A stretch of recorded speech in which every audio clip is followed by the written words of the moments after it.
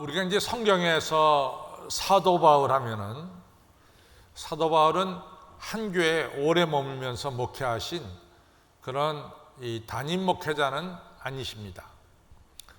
사도 바울은 순회 전도자가 더 정확하게 맞는 말인데, 사도 바울은 어느 한 곳에 가서 교회를 세우고 나서 그 교회가 어느 정도 이제 셋업이 되면, 안정이 되면은 다른 곳으로 가서 또 교회를 세우는 이런 역할을 사도 바울께서 하셨어요.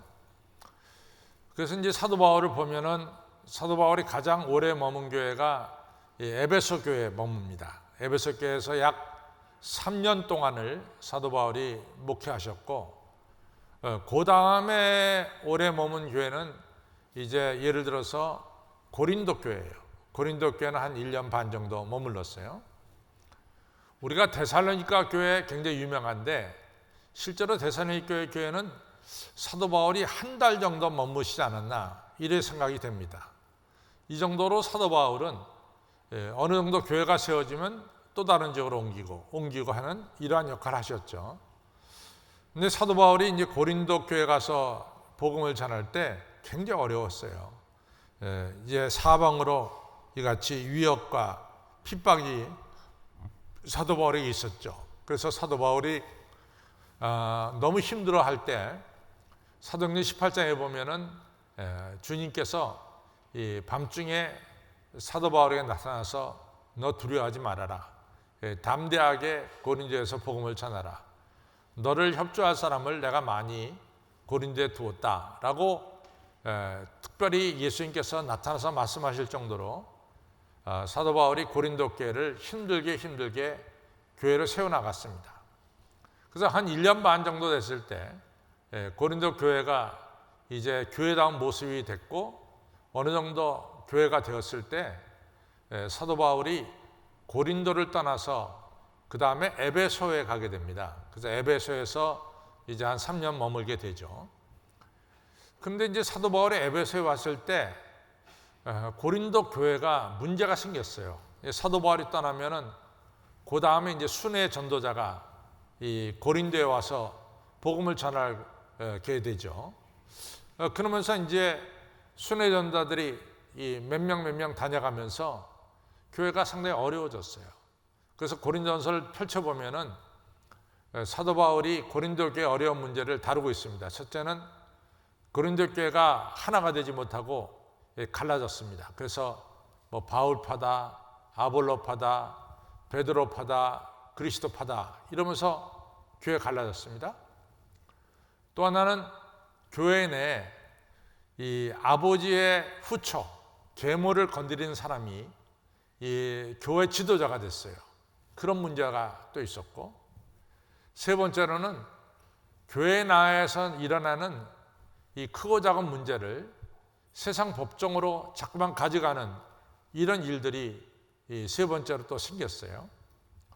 네 번째로는 어떤 문제가 생기냐면은 우리가 이제 지금은 우리 교회가 이게 한꺼번에 우리 예배당에 1,400명이 모이는 교회인데 1,400명이 한 자리에 모여서 예배드릴 수 있지만도 이 과거에는 이런 큰 예배당이 없었죠.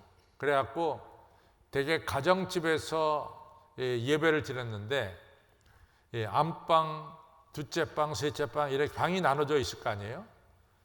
근데 이제 거기서 예배도 드리고 같이 음식도 가져와서 나눠 먹는데, 문제는 뭐냐면 부자들은 부자들끼리 한 방에 모이고 가난한 사람들은 가난한 사람들끼리 또 한 방에 모이고 이렇게 해서 예배를 드리는데, 더 문제는 뭐냐면 부자들은 다 음식을 충분히 가져와서 자기들끼리 실컷 나눠 먹는데 가난한 성도들이 모이는 그 방에는 음식이 없어서 이같이 배를 골다가 돌아간단 말이죠. 이런 문제들, 그러니까 사도 바울이 굉장히 화가 났어요. 차라리 교회 와서 음식을 먹지 말아라 할 정도로 사도 바울이 그 잘못된 문제를 지적하고 있죠. 그 다음에 이제 예배에 대한 문제예요. 우리가 예배를 질서 있게 드려야 되는데, 이 고린도 교회가 여기서 방언기도 하고 저기서 방언기도 하고 저기서 말씀 전하고 여기서 말씀 전하고, 이게 도대체 교회 질서가 없는 거예요. 사도 바울이 그거에 대해서도 이야기합니다. 이런 일련의 문제들을 사도 바울이 사실은 잠깐 고린도에 방문해서 그 문제들을 시정하려고 갔었어요.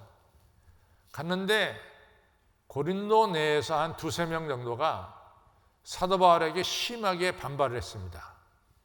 그리고 사도 바울이 두 번째 갔을 때 이 고린도 교인들의 만남은 사도 바울 생각에는 성공적이지 못했다, 실패했다, 이렇게 생각이 들었어요. 그 사도 바울이 돌아와서 고린도 교회 문제를 그냥 놔둘 수는 없어서 사도 바울이 편지를 써서 보냅니다. 그것이 여러분과 제가 가지고 있는 고린도 전서고 고린도 후서가 되겠어요. 그러니까 고린도 교회 가지고 있는 문제를 직접 가서 해결하려다가 별로 성과가 없어가지고 그 다음에 이제 편지를 써서 보냈어요. 근데 이제 고린도 교인들이 뭐라고 말하냐면 사도 바울이 같이 1대1로 대할 때는 사도 바울이 상당히 겸비하게, 겸손하고도 아주 사랑스럽게 자기들을 대했는데, 이 편지는 너무 담대하다. 그러니까 사도 바울이 쓴 편지는 매우 엄격하게 편지를 써 내려갔습니다. 실제로 사도 바울이 이런 얘기까지 해요. 내가 세운 터 위에, 그러니까 고린도 교회에 남이 들어와서 이같이 교회를 어지럽히는 것은, 세우려고 하는 것이 아니라 어지럽히는 것은 저거는 양의 가죽을 쓴 이리들이다. 저거는 사단이다. 이런 얘기합니다. 그래가지고 그 밖에도 갈라디아서에는 좀 더 심각한 얘기를 사도 바울이 편지에 써버렸어요. 사도 바울이 글로서는 굉장히 담대하게 이같이 글을 썼습니다. 사도 바울이 이제 이 편지를 자기가 직접 못 가니까 누구를 통해서 보내냐면 디도라고 하는, 우리 성경에 디도서가 나오잖아요. 이 디도를 통해서 이 편지를 고린도에 가서 전달하라고 보냅니다. 그런데 디도가 고린도에 가서 안 오는 거예요. 너무 걱정스럽잖아요. 편지를 써서 보냈는데 안 오니까 혹시 디도가 가서 해를 당하지 않았을까 이런 걱정도 되고, 그래서 사도 바울이 드로아에 있을 때 몹시 근심합니다. 그것이 고린도 후서 2장에 나오는데 너무 근심하는 거예요. 안 오니까. 그래서 사도 바울이 이 바다를 건너서 이 마게도냐 지역에 가서 디도를 기다렸어요. 그랬더니 디도가 정말 고린도에 가다 편지를 전달하고 돌아온 거예요. 그때 사도 바울이 너무 기뻤습니다. 너무 기뻤습니다. 왜냐하면 자기 편지를 가져갔다가 베게안나 디도가 거기서 해를 당하면 사도 바울이 얼마나 마음의 부담이 크겠어요. 그런데 살아서 건강에 돌아와서 너무 기뻤고, 더 기쁜 것은 사도 바울이 그 편지를 써놓고 내가 너무 심하게 쓰지 않았나? 내가 너무 심하게 쓰지 않았나? 이런 스스로 자책하는 마음도 있었어요. 좀 더 내가 부드럽게 편지를 쓸 걸, 내가 너무 강하게 쓰지 않았나? 이런 근심을 가지고 있었어요. 그런데 디도가 돌아와서 하는 말이, 고린도 교인들이 사도님께서 보낸 편지를 보고 첫째, 회개하는 역사가 일어났습니다. 애통하고 회개하는 역사가 일어나서 고린도 교인들이 변화가 됐습니다. 그 다음에 두 번째로는 고린도 교인들이 사도 바울께서 오시기를 간절히 사모하고 있고 기다리고 있습니다. 이런 좋은 소식을 갖다가 디도가 사도 바울에게 전한 거예요. 그때 오늘 고린도후서 7장 10절에 뭐라고 썼냐면, 세상에는 두 가지 근심이 있다. 하나는 하나님께서 주시는 근심이 있고, 또 하나는 세상이 주는 근심이 있다. 근데 하나님께서 주신 근심, 그 근심은 우리에게 회개를 가져오고, 회개는 우리가 죄 용서를 가져오고, 그리고 우리를 새롭게 한다. 하나님이 주시는 근심은. 그러나 이 세상이 주는 근심은 우리에게 사망을 가져온다. 그러면 여러분과 제가 좀 이 세상이 주는 근심은 뭐고 또 하나님이 주는 근심이 뭘까, 이렇게 좀 구분이 쉽게 되진 않죠. 그런데 우리가 세상이 주는 근심은 우리가 너무 성경에 잘 나와요. 무엇을 먹을까? 무엇을 마실까? 무엇을 입을까? 이것이 세상적인 근심이죠. 우리가 무엇을 먹을까? 무엇을 마실까? 무엇을 입을까? 이런 것이 이제 세상적인 근심입니다. 이런 세상적인 근심은 결국에는 우리에게 사망을 가져다 준다. 세상적인 근심은 우리 뼈를 마르게 한다 그랬어요. 우리 뼈를 마르게 하고 결국은 사망을 가져다 준다. 우리가 성경에 보면 누가복음 12장에 보면은 이 어리석은 농부가 농사를 져서 많은 추수물을 얻어가지고 창고를 넓혀가지고 이같이 곡식을 다 쌓아뒀어요. 그리고 여러 해 동안 잘 먹고 잘 살려고 하는 그런 계획만 잔뜩 세웠어요. 전혀 이 추수가 잘 된 것에 대해서 하나님께 감사는 없었고, 이 추수물을 가지고 자기가 자기 가족과 함께 어떻게 하면 오래 살고 오래 먹고 지낼 수 있을까, 이런 근심만 생각만 하고 있었단 말이죠. 그 결론이 뭡니까? 예수님께서 나타나서 오늘 저녁 네 영혼을 내가 데려가겠다. 그럼 네가 창고에 쌓아둔 이 많은 재물이 네 것이 되겠느냐? 이렇게 말씀하십니다.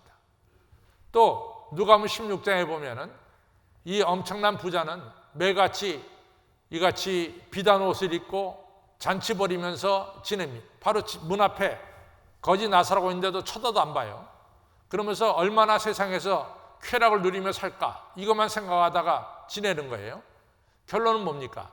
그 사람 지옥불에 떨어져 가지고 고통당하는 것이 누가복음 16장에서 자세하게 나오고 있습니다. 이런 세상적인 것이 얼마나 내가 출세해 가지고 얼마나 내가 많은 사람들 앞에 내 자랑을 할까, 이 허영심과 교만 때문에 하는 이 근심들, 이거 세상적인 근심이 되겠죠. 하나님 주신 근심이 뭐냐? 우리가 사무엘하 12장에 보면은 나단이라고 하는 선지자가 그 당시 누구도 가까이 갈 수 없었던 최고의 권력자인 다윗에게 찾아갔어요. 나단 선지자는 사실은 예루살렘에서 이같이 말씀을 전하는 분이 아니라 저 지방에서 말씀을 전하는 분이었어요. 이분이 그냥 예루살렘에 있는 이 다윗에게 찾아가서 이야기를 합니다. 그때 다윗이 우리 안에 바세바를 건드린 이 사건을 갖다가 이 나단이라는 선지자가 아주 직설적으로, 맨 처음엔 비유로 얘기했지만은 나중엔 직설적으로 다윗에게 이야기합니다.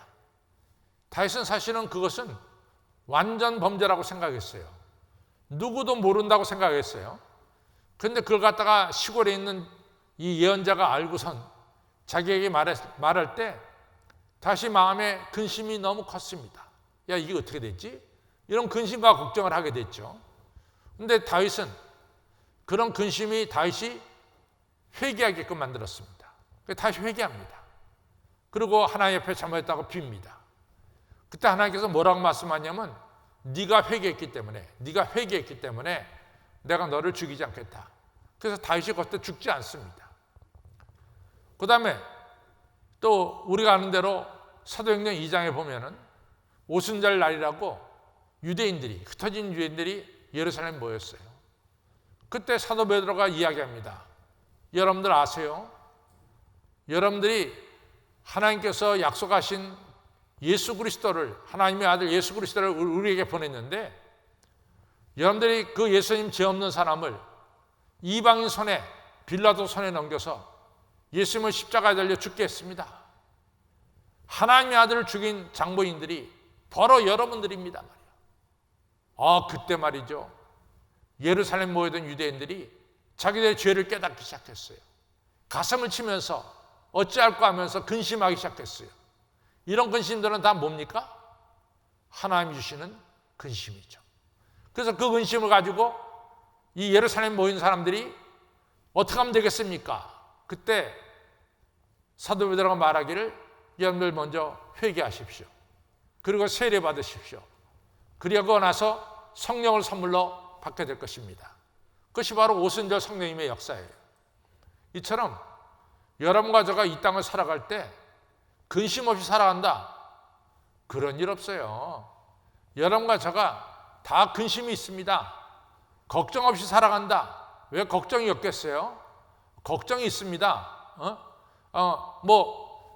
제가 이제 걱정하는 것 중에 하나가 정말로 우리 한신교회가 앞으로도 계속해서 하나님께 크게 영광되는 교회가 돼야 되겠다.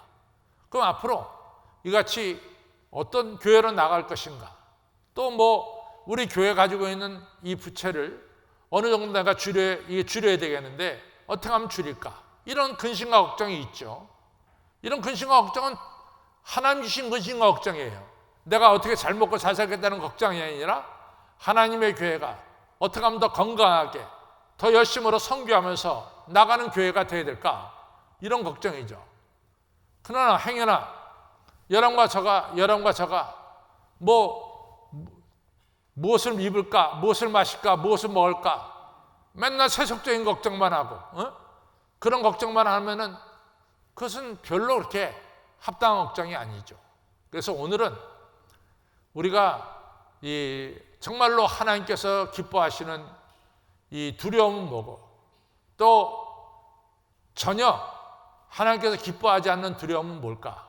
이런 것을 한번 좀 살펴보려고 합니다. 오늘 여러분과 제가 읽은 성경이 마태복음 25장을 읽었어요. 근데 마태복음 25장은 꽤나 중요한 장입니다. 왜 중요한 장이냐면은 우리가 마지막 하나님 앞에 설 때 하나님께서 우리를 심판하실 거 아니겠어요? 우리가 히브리서 9장 27절에 모든 사람이 다 죽게 돼 있다. 한 번 죽는 것은 정한 이치요. 그 다음에는 하나님 앞에 심판이 있느니라. 이런 분명한 말씀이 히브리서 9장 27절에 있어요. 여러분과 저가 어느 누구도 죽지 않을 사람은 없습니다. 다 죽습니다. 그러고 나서 하나님 앞에 심판대에 서게 되는데 도대체 하나님 앞에 심판대에 섰을 때 하나님께서 어떤 기준으로 우리를 심판할 것인가 굉장히 중요해요. 우리가 좀 미리 알고 싶잖아요. 그때 그걸 갖다가 미리 말씀하신 것이 뭐냐면 마태복음 25장이에요. 그 마태복음 25장에는 하나님이 우리를 심판할 때 세 가지 기준을 얘기하고 있습니다. 첫 번째는 뭐냐? 열 처녀의 비유예요. 그래서 5 처녀는 다 등을 가졌는데 등을 피려면 그 등 밑에 기름통에다 기름을 넣어야만이 등불을 켤 수가 있어요. 기름 없으면 등 못 피죠. 다 등을 가졌는데 슬기로운 5 처녀는 기름을 준비했어요. 그러니까 등을 펼 수가 있었어요. 그래서 기름이라고 하는 것은 믿음도 될 수 있고 성령 충만함도 될 수 있죠. 그런데 미련한 5 처녀는 기름을 준비 못했죠. 두 번째, 하나님께서 심판하실 두 번째 기준이 오늘 우리가 읽은 달란트의 비유예요. 그런데 세 번째 기준이 뭐냐? 세 번째 기준은 우리가 지극히 작은 자에게, 예를 들어서 헐벗은 자에게 음식을 나눠주고 목말라는 자에게 물 한 그릇 주고 그리고 감옥에 갇힌 자에게 찾아가 보고 병원에 있는 자에게 여러분과 저가 병문안 가고 이러한 일련의 일들, 우리가 이 땅에 살면서 지극히 작은 자에게 사랑을 베푼 일들, 이걸 가지고 심판하신다 그 말이에요. 그래서 이제 주님께서 말씀하시기를, 아니 언제 주님이 헐벗었고 언제 주님이 감옥에 갇혔고 언제 주님이 병원에 입원한 적이 있으세요?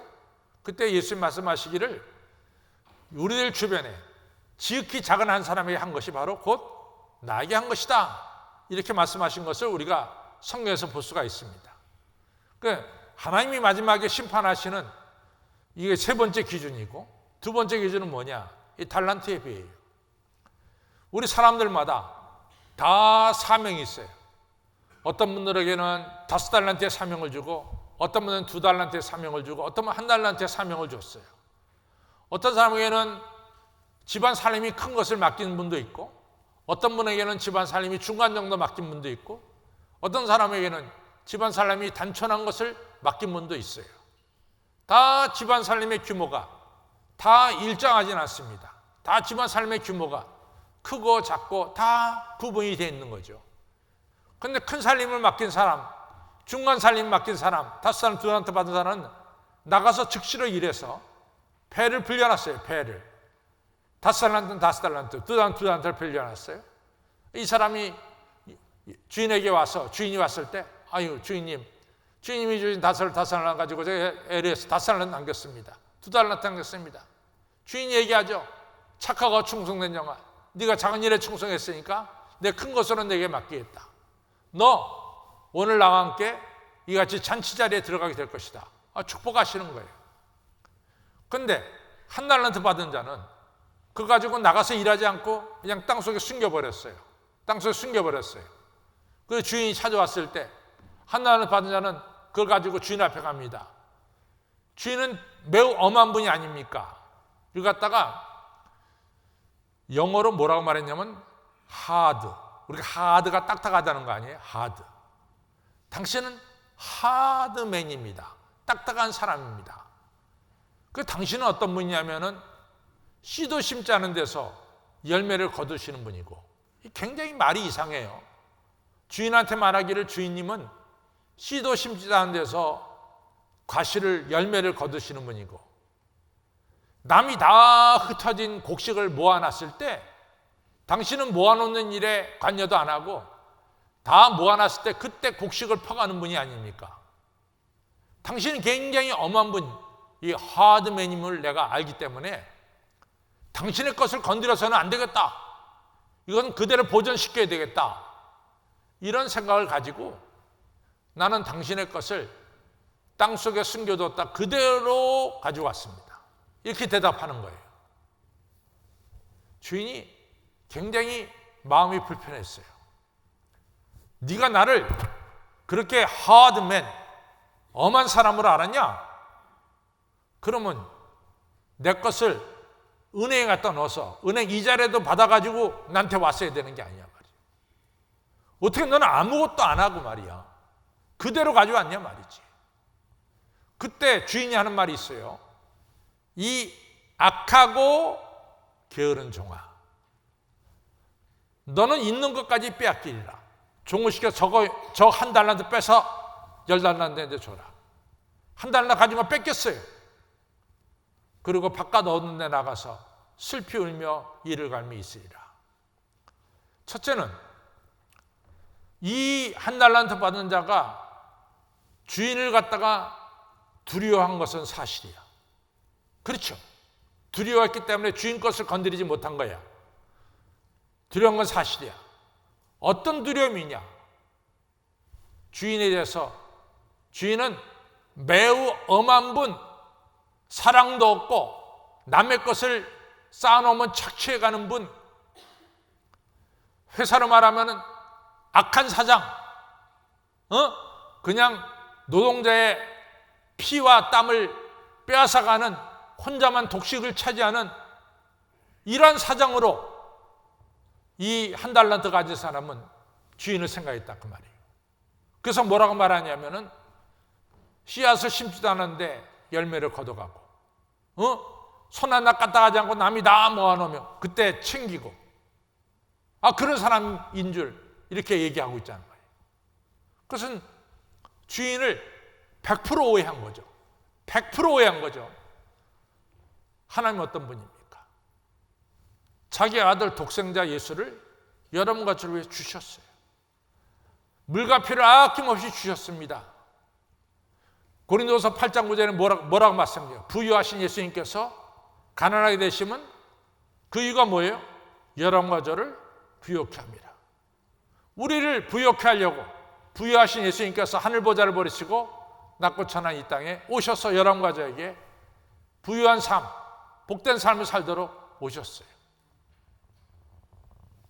하나님은 씨도 심지 않고 열매를 따시는 분이 아니라 자기 독생자 아들 갖다가 다 내어놓으신 분이에요. 왜 이 하나님의 사랑을 몰라요? 왜 이 하나님의 사랑을 깨닫지 못합니까? 두 번째로, 하나님은 일도 안 하시는 분인 줄 알아요. 하나님은 오늘 이 시간도 일하시는 거예요. 하나님에게서 일은 축복입니다. 그래서 하나님께서 아담과 이브를 하나님의 형상대로 창조하시고 아담과 이브를 사랑하시기 때문에 아담과 이브에게 에덴 동산을 경작할 수 있도록 이같이 축복해 주신 거예요. 일이라는 건 축복이에요. 또 우리 예수님께서 말씀하시기를 하나님께서 일하시니 나도 일한다 라고 말씀했어요. 하나님 지금 이 시간도 일하는데 내가 일하지 않아서 되겠냐 말이야. 하나님 일하시니 나도 일한다. 그러니까 이 악한 종은 주인을 두려워하는데 아주 주인을 잘못 이해하고 있어요. 그러니까 결론은 뭐냐? 이같이 두려워하지만은 이 악한 종은 일하지 않아. 두려워하지만은 주인을 사랑하는 마음이 없어. 주인의 것을 열심히 불려가지고 좀 더 크게 만들고자 하는 마음이 없어요. 주인을 두려워하지만은 주인을 사랑도 하지 않고 주인의 것을 불려서 더 크게 만들 생각도 없고 주인의 것에 대해서 관심이 없어요. 오직 자기의 것만 관심 있는 사람이 악하고 게으른 종이라고 하는 것을 알 수 있어요. 반대로 그러면 정말로 하나님을 두려워하는 사람은 어떤 사람이냐? 여러분들 사무엘상 1장에 보면은 한나가 나오죠. 한나가 자식이 없어요. 그러니까 막 성전에 올라가서 술 취한 여자처럼 막 기도하잖아요. 그러니까 하나님께서 한나에게 태가 막혀 있었지만 태를 열어서 사무엘이라는 아들을 주셨죠. 아들을 받고 나서 한나가 사무엘상 2장 1절서부터 찬양이 나옵니다. 하나님, 내가 하나님의 이름을 부를 때 너무 기쁘고 즐겁습니다. 하나님이 이 비천한 여인을 뿔을 높이셨습니다. 나를 높이 들어주셨습니다. 하나님, 내가 이제는 내 원수들 앞에 당당하게 나가서 설 수 있게 됐습니다. 더 이상 애 낳지 못하는 여인이라는 수치를 이제는 더 이상 없습니다. 그리고 하나님, 이같이 저를 구원하신 것에 대해서 너무 기쁘고 너무 감사합니다. 이렇게 한나는 하나님을 두려워하면서 감사하고 하나님 앞에 영광을 돌리는 것을 볼 수 있어요. 거기서 끝나는 것이 아니라 매해 성전에 올라갈 때마다 첫 번째 아들 사무엘을 하나님께 바쳤잖아요. 성전에 그 아이의 옷을 지어가지고 올라갈 때마다 많은 재물을 가지고 성전에 올라가서 하나님께 바칩니다. 이 모든 일련의 일들이 뭡니까? 하나님을 두려워하고 하나님에 대해 감사하면서 하나님 앞에 헌신하는 이러한 모습을 볼 수 있어요. 또 제가 지난 주일날 이 사도 바울에 대해서 얘기했어요. 사도 바울이 뭐라고 말합니까? 나는 예수 믿는 사람을 폭행하고 회방하고 그리고 이같이 포행한 자였습니다. 나는 교회를 핍박하기 때문에 당신은 사도다. 난 이런 말을 들을 자격이 없어요. 실제로. 그럼에도 불구하고 하나님께서 그 크신 사랑과 긍휼로 말이 나를 갖다가 이같이 복음을 전하는 사도로 세우셨습니다. 난 사실 죄인 중에 괴수인데 이같이 큰 은혜를 받았습니다. 내가 그 은혜가 헛되지 않게 하기 위해서 내가 다른 모든 사도들보다 더 많이 수고해서 하나님 나라를 세워갑니다. 중요한 얘기 하잖아요. 이 사도 바울이 나 같은 죄인을 세우시고 살리신 은혜를 기억하면서 그 은혜가 헛되지 않게 하기 위해서 자기가 더 많이 수고한다라고 말하고 있잖아요. 사도 베드로도 마찬가지죠. 그러니까 예수님 3번 부인했어요. 예수님 부릅니다. 요한복음 21장에 베드로야, 너 나 사랑하냐? 사랑하고 말고요. 주님, 제가 주님 사랑합니다. 네가 나를 사랑하냐? 내가 주님 사랑하죠. 네가 나를 사랑하냐? 정말로 제가 주님을 사랑합니다. 그래서 사도 베드로는 십자가에 거꾸로 매달려 죽기까지 충성한 종이 사도 베드로입니다. 올바른 두려움은 뭐냐? 아버지의 은혜와 사랑, 어머니의 은혜와 사랑을 아는 거죠. 그래서 아버지 어머니가 너무 나를 사랑하기 때문에 아버지 어머니를 사랑하고 존경하는 거죠. 여러분 그렇지 않습니까? 여러분들 부모님을 여러분들이 다 존경하고 사랑할 줄로 압니다. 여러분과 제가 부모님을 존경하고 사랑하는 근원이 어디 있습니까? 단지 나 줬다고 존경하고 사랑하는 거예요. 그걸 넘어서서 나를 위해서 아낌없이 모든 것을 주시는 부모님, 나를 위해서 기도하시는 부모님 너무 감사하죠. 그러니까 부모님 말씀에는 여러분과 저가 순종하는 거예요. 왜? 내가 부모님을 존경하니까, 내가 사랑하니까. 여러분과 저가 하나님을 두려워하는 이유가 뭐예요? 여러분 너무 감사하지 않아요?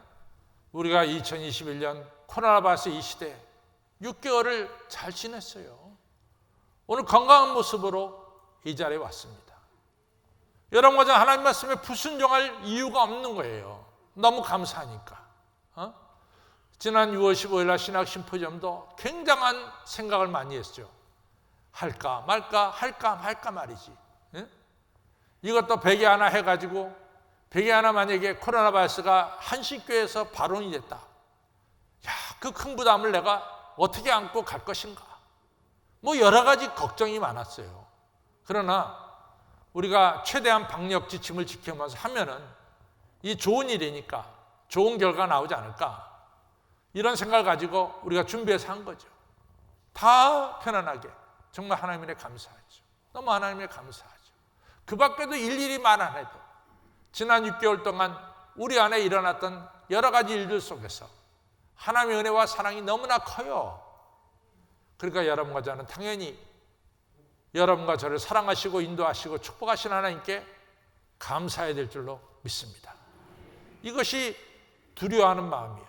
이걸 다른 말로 말하면 하나님을 경외하는 마음이죠. 이 마음이 있기 때문에 여러분과 저는 하나님 앞에 순종할 수가 있는 거죠. 그래서 하나님을 경외하는 자 몇 가지 특징이 있어요. 하나님을 경외하면요, 첫 번째 나오는 특징이 뭐냐면 세상에 이런 세상 것들이 별로 두렵지 않아요. 하나님을 두려워할 때 세상 것들이 두렵지 않아요. 여러분들, 제가 얼마나 많은 장례식을 집례합니까? 분명한 게 있어요. 하나님을 두려워하는 자는 마지막 순간에 편안합니다. 편안합니다. 나의 생명을 지키시는 하나님께 맡기고, 그리고 편안하게 이 땅에서 하늘나라로 자리를 옮기는 거예요. 여러분과 저는 다 죽게 돼 있어요. 제가 전에도 한번 얘기했죠. 나는 크게 감동받은 게 있는데, 그리운 금강산을 작시하신 분이 한상억이라고 하는 분이에요. 그분이 인천서 사시다가 그분이 미국으로 와서 제가 섬기는 교회 장로님이셨어요. 저는 그분의 마지막을 보았습니다. 그분의 마지막이 너무너무 멋있어요.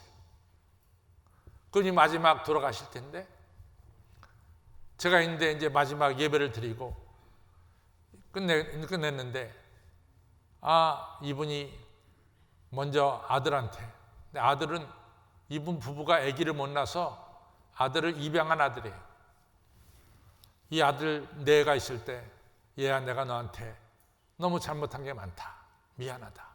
아들 내가 펑펑 울어요. 아버지 무슨 말씀을 그렇게 하세요? 아버지가 저한테 못한 게 뭐가 있습니까?